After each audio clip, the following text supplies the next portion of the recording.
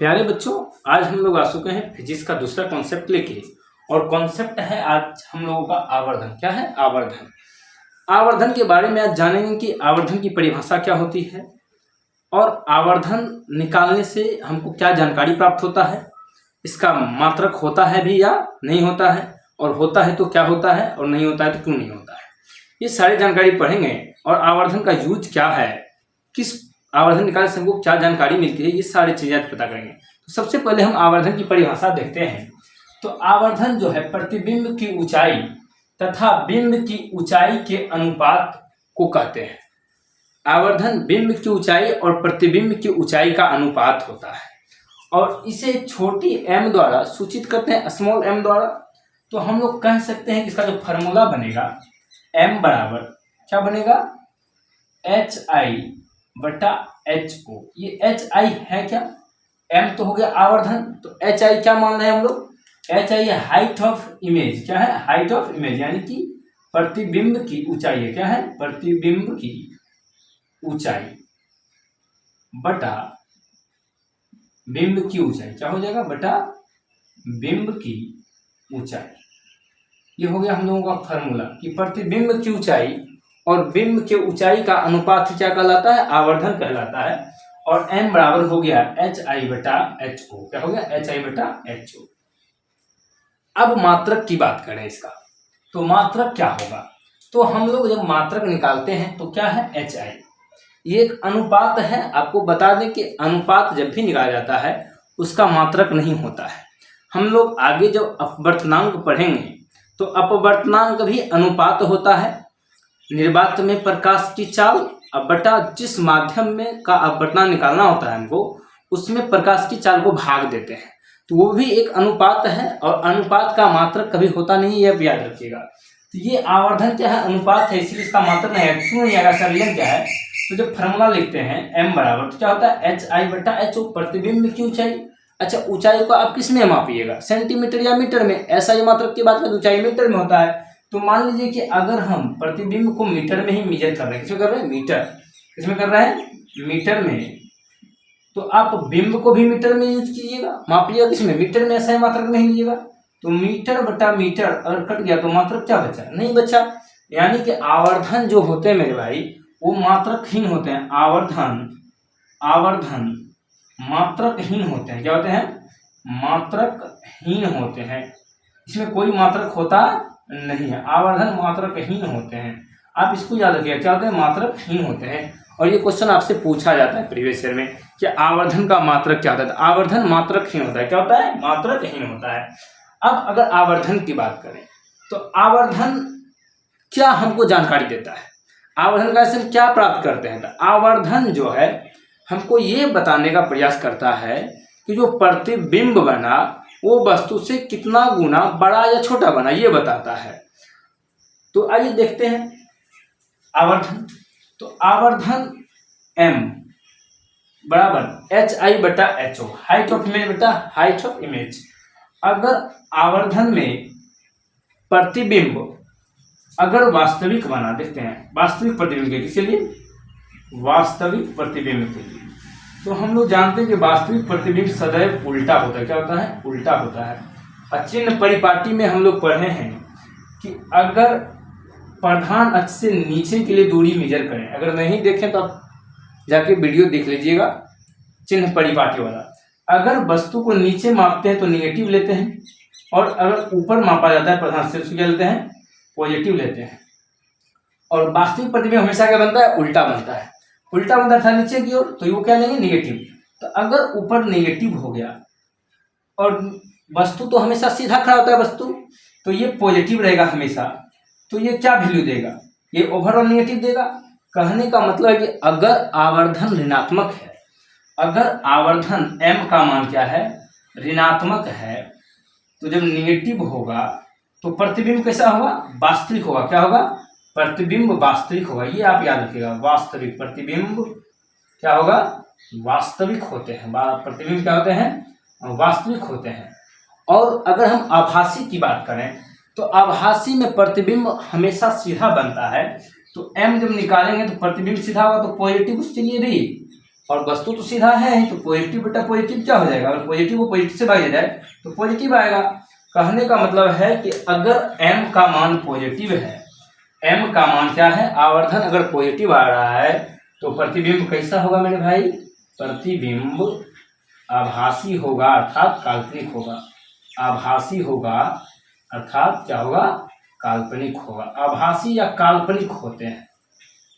अगर आवर्धन पॉजिटिव है तो वो प्रतिबिंब आभासी होगा, और अगर आवर्धन नेगेटिव है तो प्रतिबिंब वास्तविक होगा। इतना बात आप ध्यान रखिएगा, ऑब्जेक्टिव पूछा जाता है आपसे बार बार प्रीवियस ईयर में 10th के बोर्ड एग्जाम में, ठीक है। चलिए आवर्धन का एक और परिभाषा हम लोग अच्छे से याद करते हैं, एक दूसरा नजरिए से देखने के प्रयास करते हैं। आवर्धन, तो आवर्धन का एक और फॉर्मूला होता है और उसी आधार पे हमने उसका परिभाषा भी लिखा है आवर्धन का। आप ये परिभाषा भी लिखिएगा तो कोई प्रॉब्लम है नहीं, लेकिन पहले वाला परिभाषा ज़्यादा बेटर है, याद करना आसान है। लेकिन ये परिभाषा अगर याद रखिएगा तो आप दूसरा फॉर्मूला यूज कर पाइएगा आंकिक प्रश्न में, नॉमिकल बनाने में। देखिए क्या करें, आवर्धन किसी दर्पण में प्रतिबिंब दूरी, दर्पण की बात कर रहे हैं, लेंस की बात नहीं करिए, ध्यान रखिएगा। किसी दर्पण में प्रतिबिंब दूरी तथा बिंब दूरी के अनुपात के ऋणात्मक मान को आवर्धन कहते हैं। यानी कि जो हम लोग निकालेंगे आवर्धन बिंब दूरी और प्रतिबिंब दूरी के रिलेशन से, तो उसमें निगेटिव लगाएंगे, क्या लगाएंगे, निगेटिव लगाएंगे। इससे हम बात करें कि आवर्धन जो होगा m, परिभाषा देखिए क्या कर रहा है, प्रतिबिंब दूरी और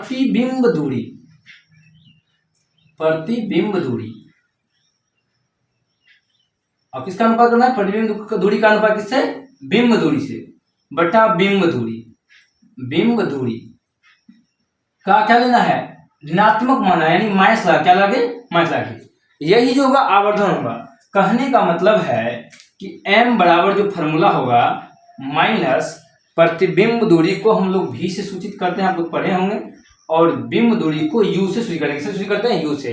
मतलब m जो है माइनस v बटा u होता है, क्या होता है, माइनस v बटा u दर्पण में। जबकि लेंस की बात करें तो वहां पे m बराबर v बटा u होता है। इसीलिए हमने यहाँ परिभाषा लिखा है, किसी दर्पण में प्रतिबिंब दूरी तथा बिंब दूरी के अनुपात के ऋणात्मक मान को आवर्धन करते हैं। ये हम प्रतिबिंब के लिए निकाल रहे हैं, और सॉरी दर्पण निकाल रहे हैं। दर्पण में क्या होता है, निगेटिव होता है। आप लोग ऐसे याद कीजिएगा कि दर्पण फॉर्मूला जब हम लोग पढ़ते हैं तो 1/v प्लस 1/u बराबर 1/f होता है।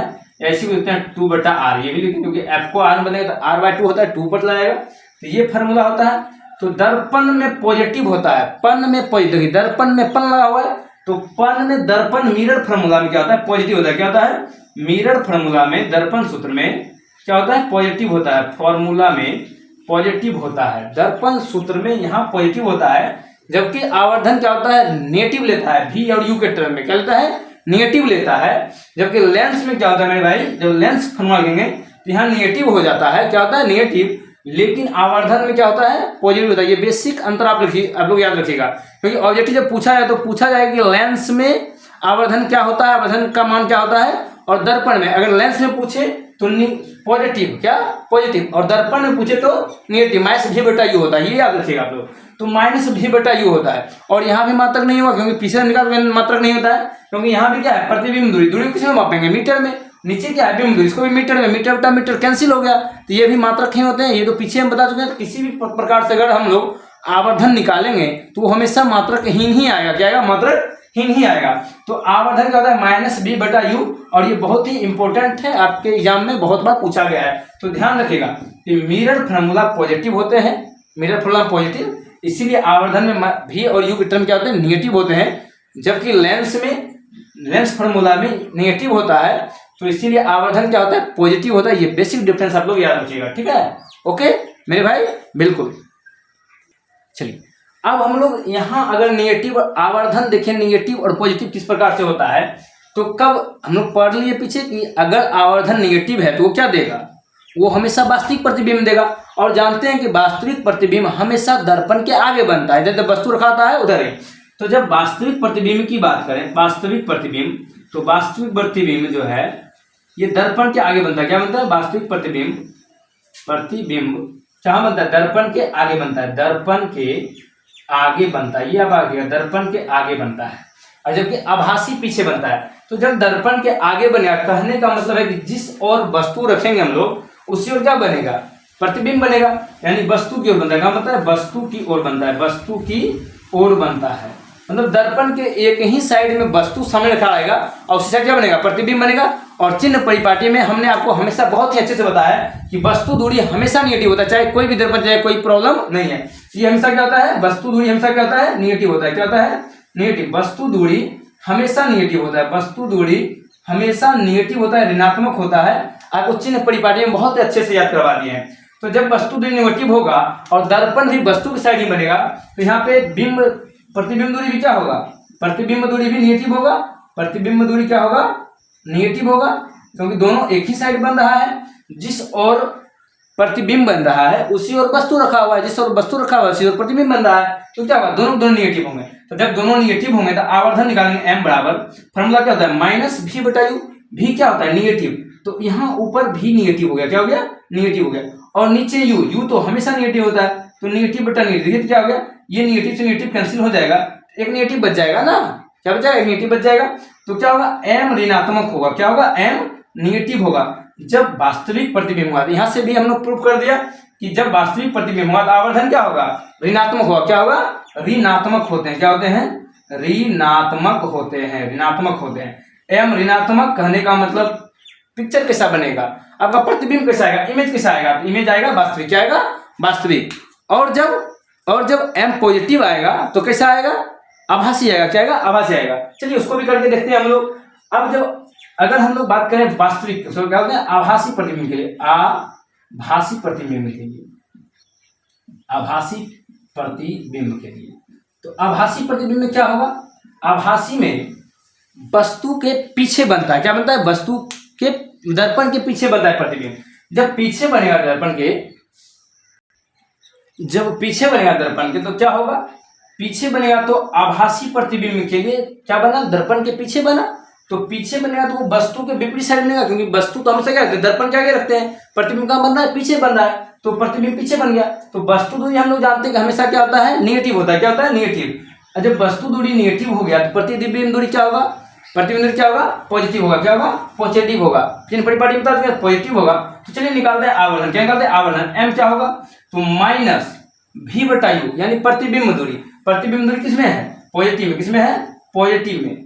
अब बिंब दूरी हमेशा क्या होता है? निगेटिव होता है। क्या होता है? निगेटिव होता है। यानी कि निगेटिव से निगेटिव कैंसिल हो जाएगा, क्या बचेगा? पॉजिटिव बचेगा। यानी M का मान पॉजिटिव आएगा। क्या आएगा? M का मान पॉजिटिव आएगा जब वस्तु क्या होगा? आभासी होगा। यहाँ से भी हम लोग निकाल लिए। तो ये आप अच्छे से याद रखिएगा कि M जब भी प्लस में हो तो वस्तु आभासी, और M का मान जब भी नेगेटिव हो तो वस्तु क्या होगा? वास्तविक होगा। क्या होगा? वास्तविक होगा, उल्टा होगा, और वो दर्पण के सामने बनेगा। इतना चीज आप लोग याद रखिएगा, एग्जाम में बहुत ही फायदेमंद होने वाला है और ठीक सारा का सारा सॉल्व होगा बहुत ही अच्छे तरीके से। Thank you very much watching this video, और ज़्यादा से ज़्यादा लाइक कर दीजिएगा, अपने दोस्तों के साथ शेयर कर दीजिएगा वीडियो को। थैंक यू मेरे भाई।